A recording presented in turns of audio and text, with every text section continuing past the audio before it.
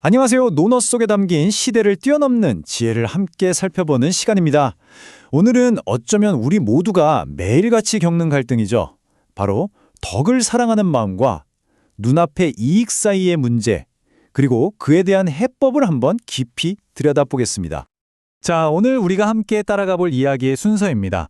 먼저 공자의 아주 유명한 한탄에서 시작해서요. 그에 대한 해법으로 제시된 결리사회라는 이상을 알아볼 겁니다. 그리고 이게 정말 가능한 건지 위대한 우정 이야기를 통해 확인해 보고요. 그 다음엔 이 모든 지혜가 담긴 한자를 하나하나 뜯어볼게요. 마지막으로 이 고전이 오늘날 우리에게 어떤 의미가 있는지 그 적용점까지 짚어보겠습니다.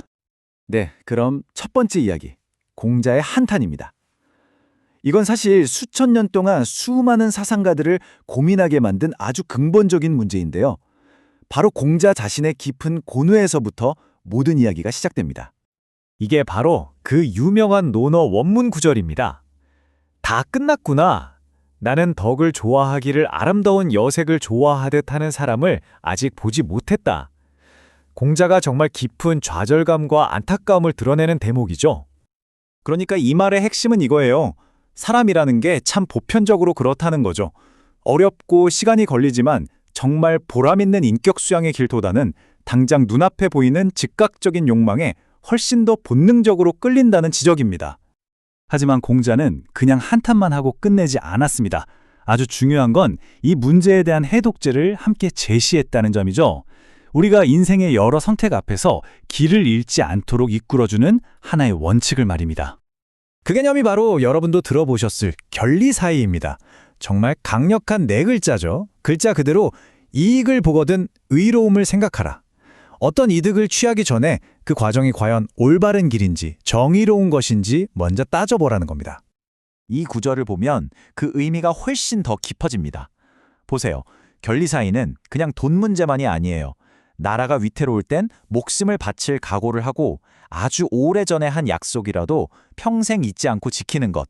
이 모든 걸 갖춰야 비로소 성인, 즉 온전한 인격자가 될 수 있다는 거죠.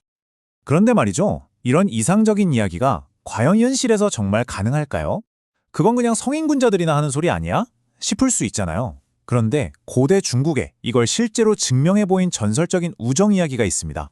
바로 관중과 포수가의 이야기, 관포지교의 주인공들이죠. 두 사람의 우정은 정말 끊임없이 시험대에 올랐습니다. 관중이 동업할 때 이익을 더 많이 가져가고 관직에서 계속 쫓겨나고 심지어는 전쟁터에서 비겁하게 도망쳤을 때조차도 친구인 포수가는 늘 그의 편이었습니다. 그의 어려운 사정을 먼저 헤아리고 그를 변호해줬죠. 이 이야기의 절정은 정말이지 여기에 있습니다. 포수가는 자기 개인의 이익이나 심지어 복수심보다도 나라를 위한 올바른 길, 즉 의로움을 먼저 생각했어요. 그리고는 자기 주군을 죽이려 했던 원수나 다름없는 그 친구, 관중을 재상자리에 추천합니다. 왜냐? 자기보다 친구가 더 뛰어난 인재라는 걸 알았기 때문이죠. 정말 대단하지 않나요? 자, 이쯤에서 우리가 이 개념을 좀 더 깊이 그리고 본질적으로 이해하기 위해서요. 아까 봤던 공자의 한탄에 등장하는 핵심 한자들을 하나씩 뜯어보는 시간을 갖겠습니다. 이게 정말 재미있는데요. 한자라는 글자 자체가 하나의 이야기를 담고 있거든요. 보세요. 좋아할 호자는 어머니가 자식을 품에 안고 있는 모습에서 왔습니다. 아주 자연스럽고 따뜻한 사랑이죠. 덕덕자는 곧고 바른 마음으로 길을 걸어가는 모습이에요. 반면에 빛색자는 사람이 무릎을 꿇고 있거나 몸을 구부린 모습에서 유래했습니다. 무언가에 굴복하는 형상이죠.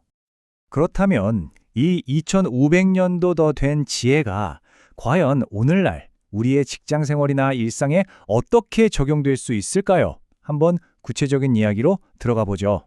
자, 여기 김철수 씨가 있습니다. 오직 성공을 위해서 앞만 보고 달려가는 사람이죠. 우리 주변에도 많고 어쩌면 우리 자신의 모습일 수도 있어요. 때로는 동료와의 관계를 좀 희생하더라도 결과만 좋으면 된다고 생각하는 그런 인물입니다. 그런데 어느 날 동료 박영희 씨와 이야기를 나누다가 공자의 가르침을 접하게 됩니다. 그러자 그의 생각에 엄청난 변화가 일어나요. 이전에는 성공이 최고다라고 생각했다면 이제는 덕을 추구하면서 성공해야겠다고 다짐하게 된 거죠. 사고방식 자체가 완전히 바뀐 겁니다. 그리고 이 변화는 그냥 머릿속 생각으로만 그치지 않았습니다. 아주 현실적인 결과로 나타났어요. 동료들과의 관계가 눈에 띄게 좋아지고 상사로부터 더 큰 신뢰를 얻게 됐죠. 무엇보다 자기 스스로 더 깊은 만족감을 느끼게 됐고 사무실 전체 분위기까지 긍정적으로 바뀌었습니다. 자, 이제 이 모든 이야기는 마지막 하나의 중요한 질문으로 이어집니다. 우리는 이 결리사의라는 원칙이 역사를 거쳐 어떻게 이어져 왔는지 함께 봤습니다. 이제는 우리 자신에게 물어볼 차례입니다. 바로 당신의 삶에서, 나의 삶에서 이익과 의로움의 경계는 과연 어디에 있습니까?